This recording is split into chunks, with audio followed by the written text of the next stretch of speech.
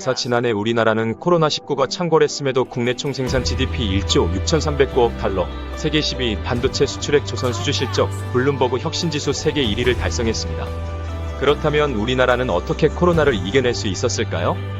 우리나라는 글로벌 경제를 덮친 코로나19 팬데믹 속에서는 가장 빠르고 강한 경제 반등을 이룬 모범국가로 평가받고 있고, 주요 7개국 정상회의에 2년 연속 초청을 받은 데 이어 UN 무역개발회의는 한국을 선진국으로 공식 인정했습니다.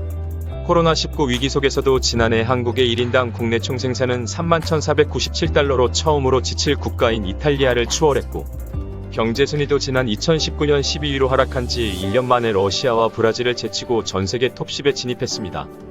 코로나19 팬데믹에 효과적이고 신속히 대응하면서 경제 충격을 최소화한 데 따른 것입니다.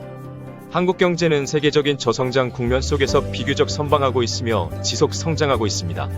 착실한 성장은 2018년 국민총소득 31,349달러로 2006년 2만 달러 돌파 이후 처음으로 3만 달러를 넘어서면서 30-50 클럽, 인구 5천만 명 이상의 조건을 만족하는 국가 가입으로 이어졌습니다.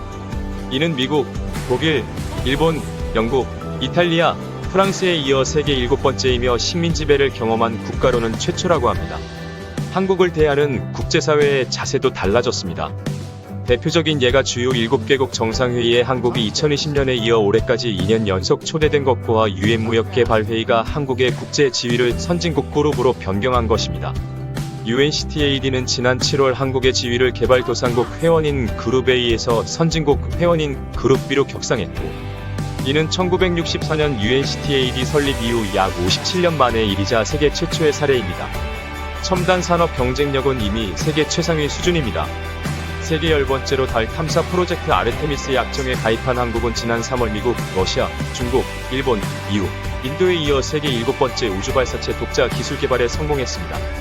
글로벌 특허 강국의 지위도 공고히 하고 있고, 지난해 한국은 독일을 제치고 중국, 미국, 일본에 이어 세계 지식재산기구 국제특허 출원에서 세계 4위를 차지했습니다. PCT 출원도 사상 최초로 2만 건을 돌파해 2011년 처음 1만 건 돌파한 후 9년 만에 2배로 증가했습니다. 여기에 창업과 벤처 생태계의 스케일을 보여주는 국내 유니콘 기업은 지난 2016년 2개에서 2020년 13개 세계 6위로 벤처 강국의 면모를 드러냈습니다.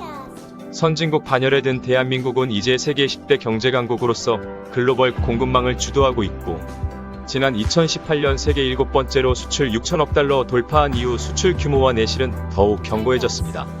지난해 우리나라 반도체 수출은 992억 달러로 2019년보다 5.6% 증가하면서 역대 2위라는 수출 기록을 세웠습니다.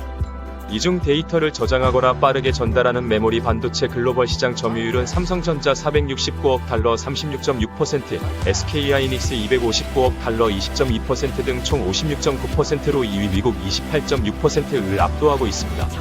IT 기기 내에서 각종 연산과 기능 제어를 담당하는 시스템 반도체 수출액은 303억 달러로 역대 최대를 기록했습니다. 수출 강국으로서의 면모를 증명한 것이지요.